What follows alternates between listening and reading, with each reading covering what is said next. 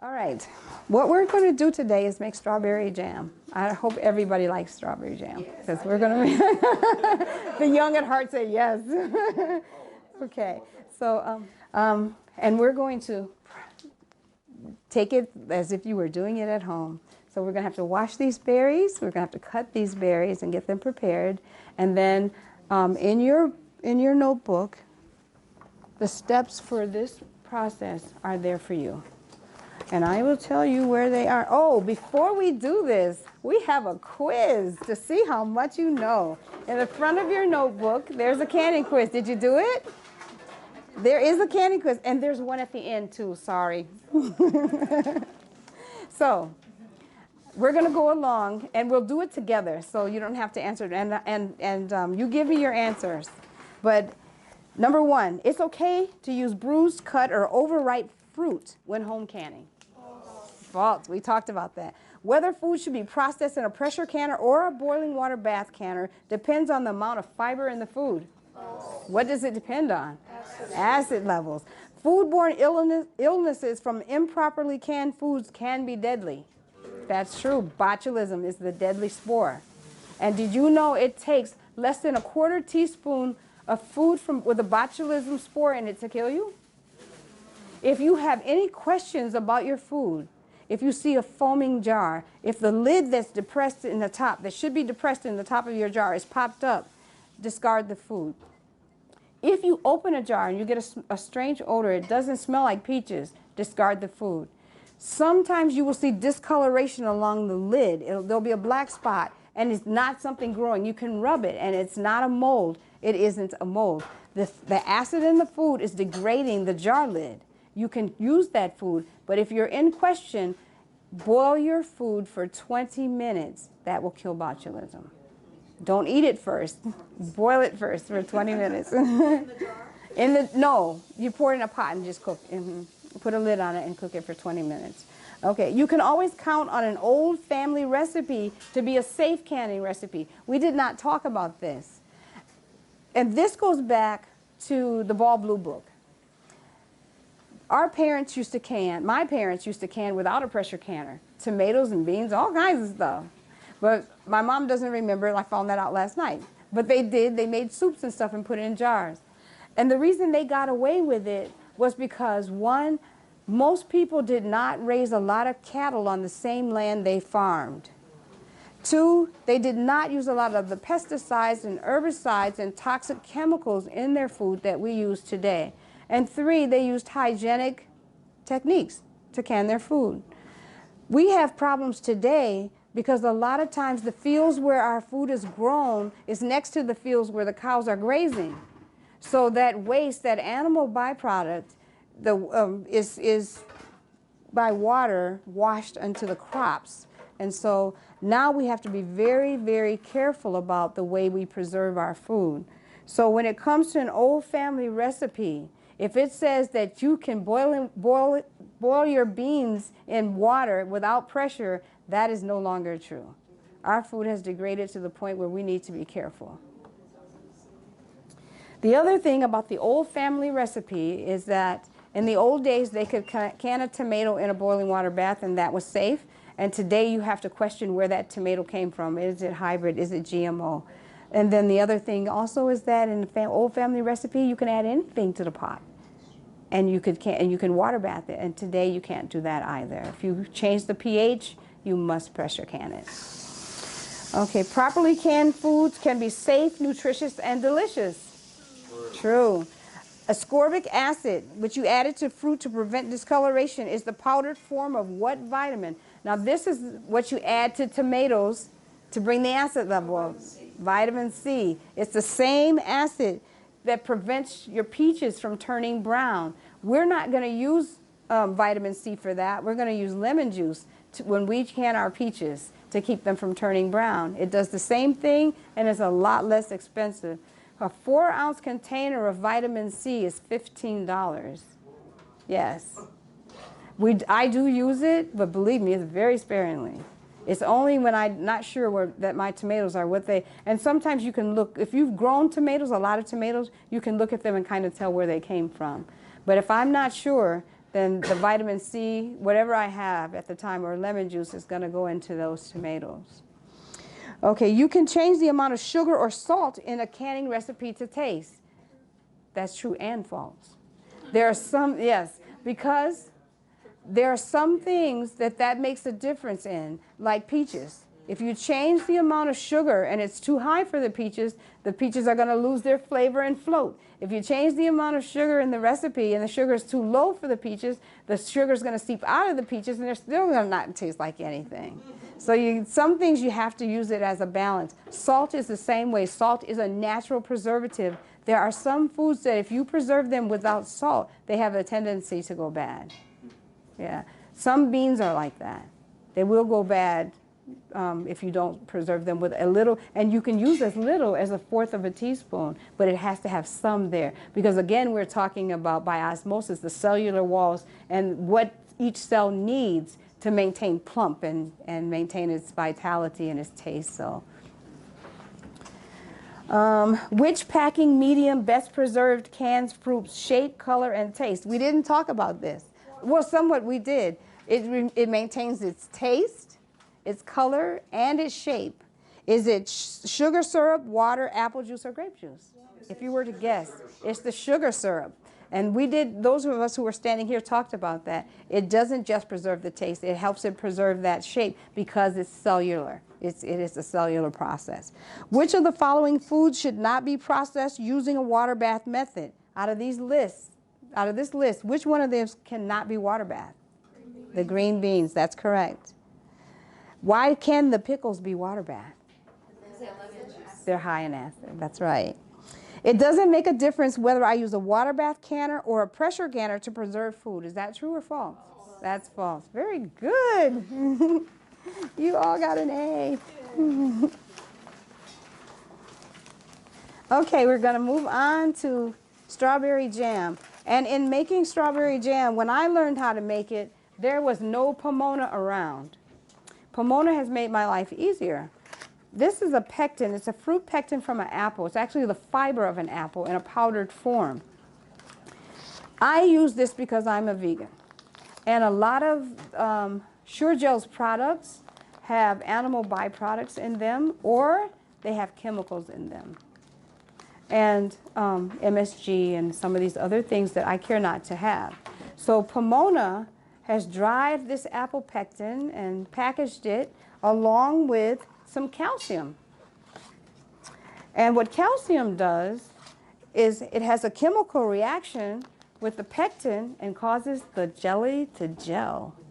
So, and it does it in less than 2 minutes.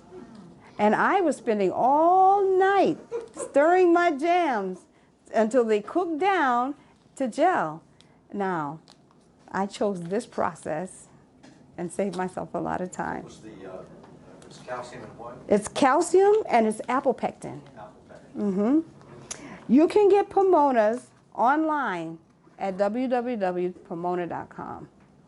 Or you can get this PomonaPectin.com, www.PomonaPectin.com. PomonaPectin.com. Or you can get it at Wildwood. You can order it through Wildwood. A lot of health food stores have it. And a lot of stores will get it if you ask them for it. In our area, there are a lot of Amish and Mennonite stores, and they use it. So we were able to buy it from the store as well as to order it online. And it comes in bigger quantities. I didn't take it out, but we have it. I have it in, I buy it by the 2-pound bag, which is about $100. And, but in a year, that's gone. I have to buy some more. And you can buy it in a box like this. This is about $5. This box makes, and I can't remember how many, it makes 2 to 4 recipes, and each recipe in an 8-ounce jar will make 12 to 16 8-ounce jars. So if you multiply that times 4, you get about 64 jars of jelly out of one box. So what did you say that makes 2 to 4 recipes? 2 to 4 recipes, and each recipe can make anywhere between 12 and 16 8-ounce jars. Depending on the recipe. Some of them make less than that. But it depends on your fruit and the process that it takes and how that fruit multiplies when you add your sweetener to it and what you end up with. So strawberries are very easy because all we do is we wash the fruit, we cut the fruit, and we put it in a pan to cook. When that pan comes to a boil, we're going to add the calcium. Now we have to make up the calcium water, so I'm going to give someone the instructions and allow them to do that. We also have to measure our sweetener and add our pectin to it. And then our pectin and our sweetener must be stirred together to the point where you do not see the pectin in the sweetener. The reason for that is pectin clumps in hot water or in a hot product. And you're going to pour this sugar and pectin into a hot product, and it'll just clump on top if it's not well mixed. So we have to make sure it's mixed well before we put it into the hot food product. Once it's put into that hot food product, it's brought back to the boil. At the point it's brought to the boil, it's going to gel. So it doesn't gel automatically in the pot all the time. Sometimes, depending on, if the food is high acid, you'll see it gel in the pot. If not, you put it in the jar, and when the jar cools, you shake it and it's jelly. So it's a fun process, it's a quick process, it's delicious. We are going to crush our berries some so that we end up with a jam or a preserve more so than a jelly. So if you don't like preserves, you can crush yours even more. But if you like preserves, that's what we're planning to end up with. So preserves mean that there's more structure to the jelly. There's fruit there. Instead of having it all smooth and creamy, you get a bite of strawberry in your sandwich. Yes. Okay. So what we're going to do is I'm asking everyone to take a seat at the table. For those who get a cutting board, then your responsibility is to cut the strawberry either in halves or quarters because we're going to mash it when it's warm. We have to wait until it's warm to do that. So cut it in halves or quarters, and then someone's going to get calcium and some water in a jar to mix the calcium according to the directions. The directions are in the box, and I'll sit with you, and it's not hard though. And then someone else will get the sugar and the pectin, and to make sure that that's well mixed. This process is a water bath or pressure process. It's water bath. It's water bath. All fruits are high acid. All fruits are high acid. So whenever somebody gives you a fruit to can, it's a water bath process. You don't have to even think about that one. There are a few vegetables that are both, but all fruits are water bath. Unless you turn them into something we're not sure of, and then they might have to be pressure can. So, all right, let's break up, and everyone can get their chair and put it in position, and then we're gonna put the strawberries on the table so we can begin cutting. I only use now, learning the hard way, ball jars. And the reason for that is because I was buying the Walmart brand, the Mainstay, and we were canning all last summer through the winter, and we were finding that the seal was breaking on those jars. After you put all that time and effort into your food in there, we also found that mold was growing under the rim of them. Yeah, there's something defective about the lid, and they run about $9 a box. Ball runs 10, and you got a great lid. I have not had them fail very often. Every now and then I've had a defective one, but the majority of the time they're stable. So I just stopped buying the discounted jars. The other thing that happens with the discounted jars is they will explode in the canner at times. Ball has done that very infrequently. And when Ball did it, it was my fault, because there are rules to putting your food in the canner. It's not in your book, but remember, this is very important. Whatever temperature the food is in your jar, your water must be the same temperature when you put your jar in it. Not literal temperature, but if it's hot food in a jar, it has to go in a hot canner. If you have cold food, if you've cold packed this jar, then you have to have a cold canner to start out with. Hot pack and cold pack are two terms you need to know. Hot pack means the food has been cooked or heated to some degree and placed into the jar to be placed in the hot water in a canner. Cold pack means you just took your food, you cut it up, you put it in the jar, you added cold liquid to it, And you're going to put that in a pot, a canning pot of cold liquid. Whatever temperature is in your jar, your canner has to match that temperature. Hot for hot, cold for cold. What happens if you don't do that is it explodes in the canner.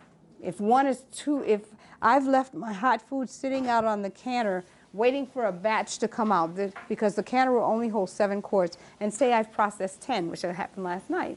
And so they have to sit out waiting for the canner.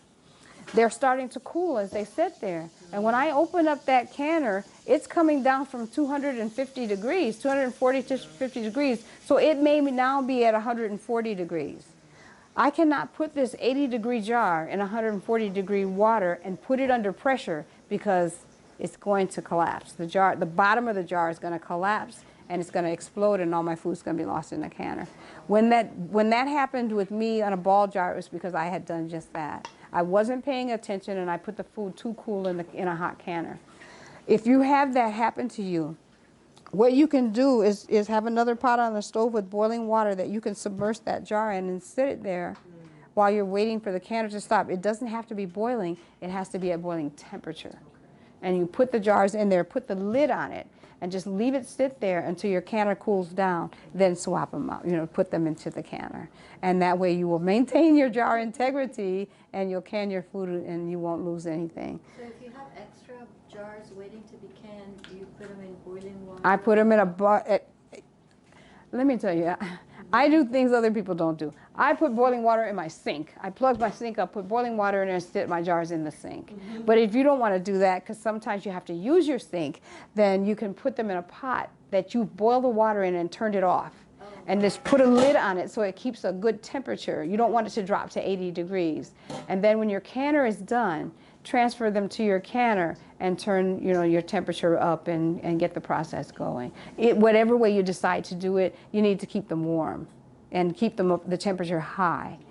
With dense foods, like the greens we canned last night, you don't lose your temperature as rapidly as you do with something like peaches that have been cut in half, because the dense foods are packed into the jar, and a minute amount of liquid is added to that because they give off liquid as they cook. And that way, those foods are not going to lose their temperature as fast. They're heated from the heat in the middle is still there. But things like strawberries and peaches and stuff, they're going to lose their temperature pretty rapidly, so you'll need to keep them warm. The other rule is only pack enough jars to fit your canner, and don't pack any other jars until your canner is finished. And then you're safe that the temperature that you're putting in that canner is going to be consistent, because you didn't pack it until it was ready to go in the canner. But I do the assembly line method, so everything's going somewhere, until that canner is ready. And then if you're going to run 2 or 3 canners at a time, stagger them. So if you put 7 jars in one canner, wait 10 minutes, put 7 jars in the next, 10 minutes more, 7 jars in the next. So they will be finishing, and you'll be adding, finishing, adding, finishing, adding. And if you do that, by the time your last one finished, you have nothing else to put in the canner. You're finished for the day. So with 3 canners, I can run 21 jars, 21 quarts at a time, and over 100 pints at a time. So that's how, you can, if you want to get it done very quickly and your fruit's coming in very quickly, get 2 or 3 canners and run it all at once, staggering it, and within a few hours you'll be done. Yeah.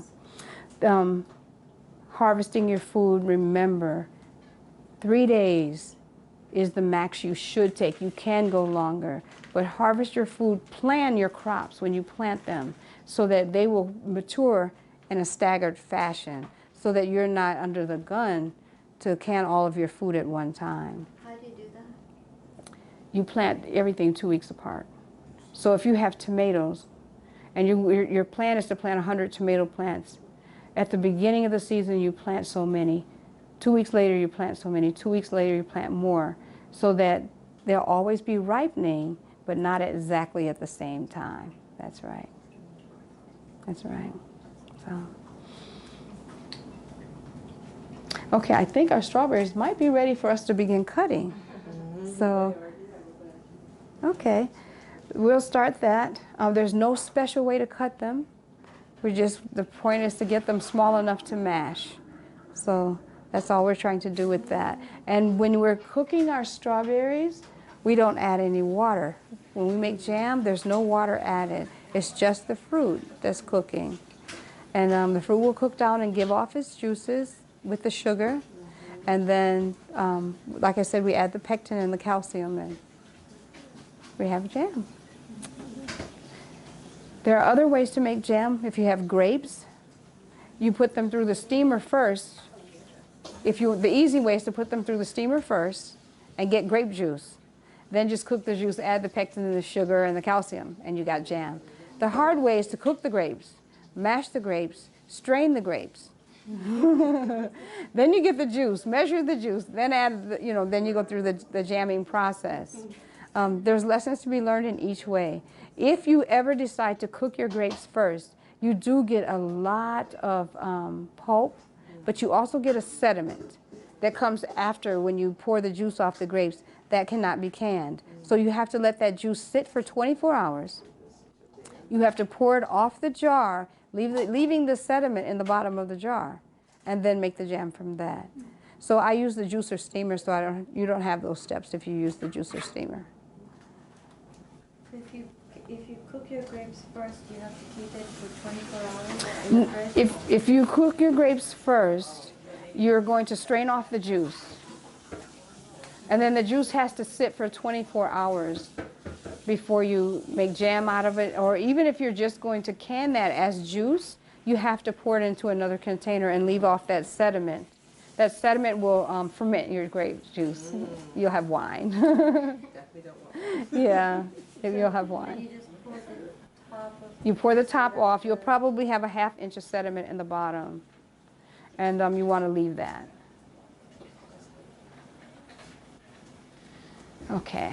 sediment. What did you say does to it? It will ferment the juice, and you'll have an alcoholic beverage. These are lovely strawberries. I'm going to ask you to push them down there, and then cutting boards, if you guys want to pass them around. Nobody else wants to cut? Everybody's sitting. Yeah. Okay, let me get some nice, pull up to the table if you would like to cut. Okay, we're getting some bowls for you to put them in, so you can go ahead and start cutting. I don't know if it's too big. No, yeah, but if you use that one, that's okay. Our berries are finished. So what the next step is, Chandra, may we have a measuring cup? Oh, you have more? Well, our next step is going to be, since we have a few more, we have to measure how many cups of berries we have there. And then we have to do a calculations, math never gets away from us, as to how much sugar and pectin and calcium that we need to put into this recipe, because it is dictated by how many cups of fruit that we have. This is a stainless steel roasting pan, very, very hard to find. I found it one year at Walmart for $20, and I thought, what am I going to do with that? And I bought it. And now I've got so many people trying to buy it from me because I found out that it's worth $140. Wow. You can't get one for, and I was like, why didn't I buy two? They had two. But I didn't know any better. I bought it and thought, what am I going to do with it? But the reason, Stainless steel. it says so on the bottom. You want to make jelly in stainless steel containers because it has acid, and it will react with any other kind of cookware. So you do want to make it. I can everything in stainless steel because acid is contained in most food products. But you cannot use aluminum pans to can in. You just will not get a good product. And nothing. You can't can anything in aluminum. The reason I'm showing you this pot for jelly making in particular is because when you make jam, because it's a boiling product and it's sweet and sticky, it will bubble up onto your arms. So also you have to do a lot of stirring. You want a pot shallow enough that you can safely stir it with an oven mitt on. So this pot works very well for me. The other thing that happens with jellies and jams is they tend to want to boil over. So you have to be careful with the amount of product that you put in the pan. Know your pan, and then know that you're going to be able to handle the contents of that pan safely. So I don't use anything like this or any of the big pots to can in, because the other thing is it has sugar in it. It has a tendency to stick because you're cooking it at a high temperature, and I can't manage all of that. So this I can manage. It's shallow enough and I can move it around enough where I can keep it from sticking. It doesn't boil a long time, but it doesn't take very long to burn your jelly. And even if it doesn't burn from the bottom, it will burn from the sides of the pan. So you have to be able to control what you have. It's very, very important that you're accurate with your measurements, because the pectin will only, the measurement of pectin that's given for each recipe will only gel that amount of food product. So if you have more food and you go, oh, I'll just put this much pectin in, it will not gel. It will not, and you'll end up with strawberry syrup, and you wanted a jam. So that, with jelly in particular and jams and preserves, it's important to stick with the recipe for quantities so that it gels properly. If you have if you're making a jam and it does not gel, Pomona's website gives you the remedy for that, and they tell you what to add and how to start over to get it to gel. But you only have 24 hours to fix it. So if you find out the next morning after it has cooled off that your jam did not jam, then you can go to Pomonas.com, or you can read the insert. There's some information on the insert, but Pomonas.com has so much more information. And it will tell you exactly how to fix your problem. So I've had to do that before. I'm trying to think if there's anything else you need to know about jelly. And I can't think of it. But we have our measuring cups. Over here, we have some. And our last strawberries. And we're going to hand out 3 of these so that... You might want to get some. Meaning, how many measuring cups? Well, if we have 2 people measuring them into here, I think that's enough, because then we'll use these 2. They're both 1 cups. Yeah, okay. So, somebody needs to keep count. So, either 2 people that measure, 1 person needs to keep count as to how many cups they've measured. And we may have to do this in 2 batches. This is more.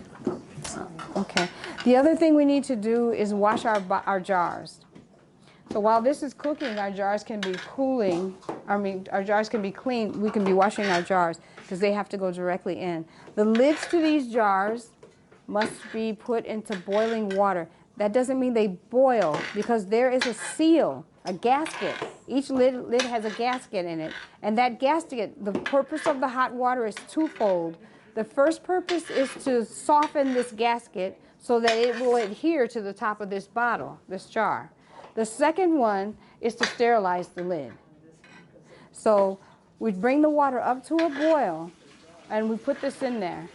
And then when there's a magnet we use to draw it out of the water and to put it onto the jar. You're never supposed to touch the Never bottom touch of the... that lid, because that will contaminate. That's right. You're only going to use the magnet on the back side of the lid. It will pull it out, and you use the magnet to drop the lid onto the jar. Do you keep the water hot at all times? Because that's why you... Me personally, Yeah. no. But here's the trick with that. I don't find that logical, even though I understand the thought behind it. The reason is because they tell you to sterilize the jar and keep it in boiling water. But once you've washed, like I wash my jars with Clorox, and then I rinse them in hot and cold water. So once I've sterilized this jar, I'm not going to boil it. You're sterilizing it a second time. And then after you put your food in it and you put it into a canner that's going to kill bacteria at 212 degrees, you sterilize it the 3rd time. So I don't do that. But that is the recommendation. I'm not going to teach you my habits. But what I believe is, in your kitchen is your bacteria. In my kitchen is my bacteria. So unless I take my bacteria to your kitchen, I don't have anything to worry about at home. So I sterilize my jar 1 time in hot, soapy bleach water, and I don't boil them. But like I said, I'm teaching you to boil your jars, and what you do on your own is up to you. Take Clorox, hot water, and soap, and wash your jars. I wash my jars that way. I rinse them in hot and cold water to make sure I've gotten the chemical out of my jar. And then I put a clean towel on my counter that I use for canning. And I turn these jars upside down on that towel until I'm ready to fill them. The only thing I leave in hot water waiting are these seals. So the jar doesn't have to be hot. The jar, for me, the jar doesn't have to be hot. I'm teaching you, the jar's supposed to be hot. What you do is up to you. Okay. And I'm telling you that because I also explained to you how many times you're actually sterilizing this food, this jar. You're sterilizing it twice without any food in it, and then you're sterilizing it again with the food in it at 212 degrees. How are you sterilizing it twice? Because they tell you to wash them in soapy water first. Then they tell you to put them in a boiling water pot and boil them at 212 degrees. Then they tell you to take them out of that boiling water and put boiling food in them. And then you put them back into boiling water to seal the jar. How many times have you sterilized this jar? So that's why I don't do that. It's a lot of steps. And the other reason I don't do it is because my kitchen becomes so hot I can't stay in there. So, because you're constantly boiling water, even when you're not using the canner to keep the jars hot. The other way you can do this, and it is taught, is to put them in your dishwasher. And you can maintain the temperature in your dishwasher safely without boiling them. So, and that's, you're sterilizing them once. You put them in the dishwasher on the hottest cycle, and you put the heat cycle on for dry, and you maintain them at that until you fill the jars. So, there's more than one way to skin a cat. Okay. Are we done with our strawberries? Yes. Okay. Sure. I know some people, the lady I learned from, she sometimes had jars that, you know, come with a pop top. Like, Yeah, you people use those, or- that. I wouldn't do. Those were manufactured for a specific product, and people eat that product from the jar. And because they know that that is a sealable lid, they will can in that. I don't have any faith in that. Because I know that it was manufactured for a specific product, and they had a process that they took that jar through to get it to seal. I don't have a clue as to how they did it, so I can't reproduce that. So I'm not sure that that would be safe for me to eat. So I wouldn't do it. The other thing that people will tell you is that you can take, like Vegenaise or mayonnaise, you can take those jars and save them and can in them. Those jars, if you notice them, they are thinner than a normal canning jar. They don't, they're not made of the same material, and some of them, the glass gradually decreases in millimeters as you go up to the neck. Then the neck is wide, is heavier. But the base here is thinner, and the bottom of the jar is heavier. It's a manufactured jar for a specific reason. I wouldn't can in those either, because I'm not sure if this thin part is going to be the part that cracks in my canner. So I don't use those either. I use those to dry when I dry my herbs. I put those in there. I will put dried fruits in there and things like that, but I won't can in them. Okay, so is there anybody who wants to measure strawberries? We need to count the cups. Okay, here you go. Just put those in there. Okay, our recipe says for strawberry jam, for every 4 cups of mashed fruit, we can use either 1/2 cup of honey or 3/4 to 2 cups of sugar. So these strawberries, we're going to use 1 cup of sugar to every 4 cups of fruit. And then for the pectin, we need 2 teaspoons of pectins for every 4 cups of fruit, and 2 teaspoons of calcium water for every 4 cups of fruit. So to make the calcium water, you're going to need a jar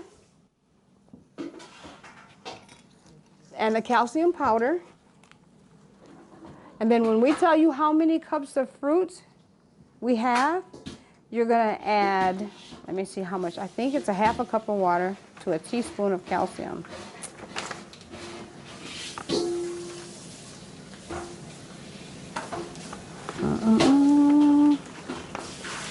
It's on here. Okay, yes.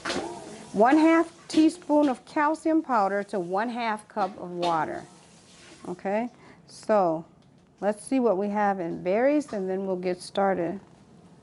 Oh, and you're gonna need sugar. Thank you very much.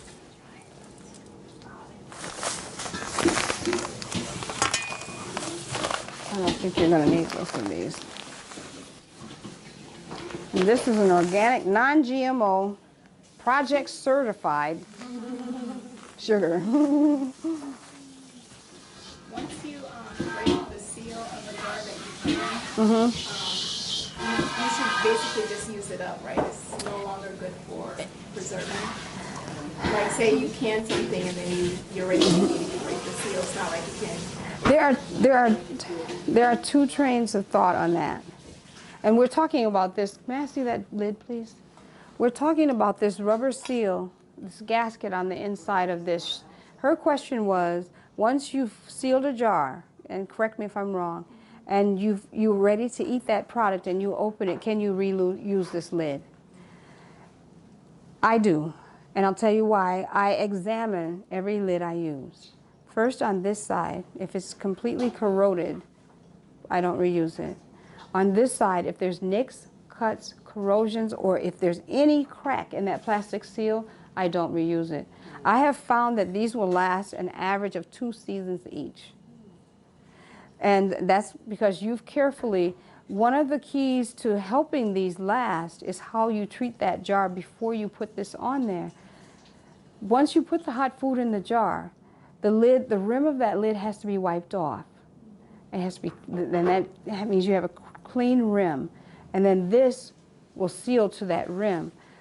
There has been occasions when I know I didn't properly wipe my rims because you will see that this is very dark from the food decaying around that rim.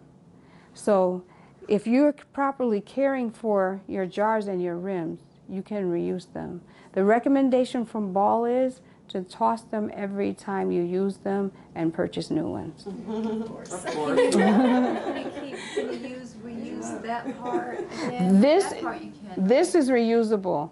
And there are 2 ways to handle the lid and the rim. One is once you've canned that jar and it has cooled for 24 hours, you can take this rim off and store it and store the jar with just this lid.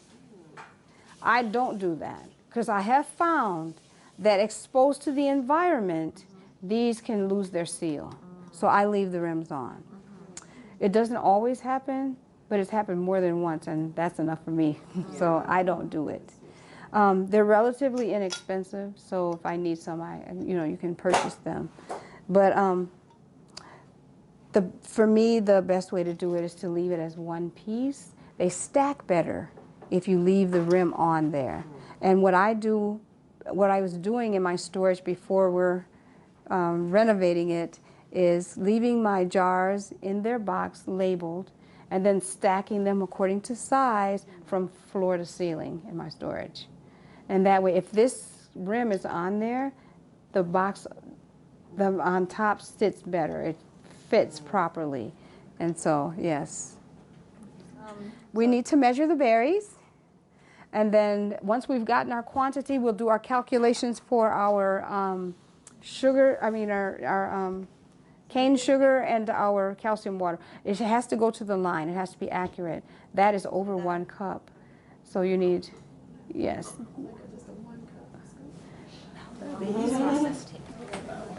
The whole process, once we get it cooking, is going to take about Yes, an hour. If you forget, I'm gonna just say you gotta start over. Okay, excuse me. This one's exactly 1 cup. So let's use that one. Okay. We'll measure them and then we'll eat and we'll continue the process because this process from start to finish is going to take us about an hour because of the number of people we have and the number of jars we need to prepare. And then the processing time for each is 10 minutes for each. I think it's 24 pints. So, so we will have our lunch first. We'll cover all of this and we'll come back to it.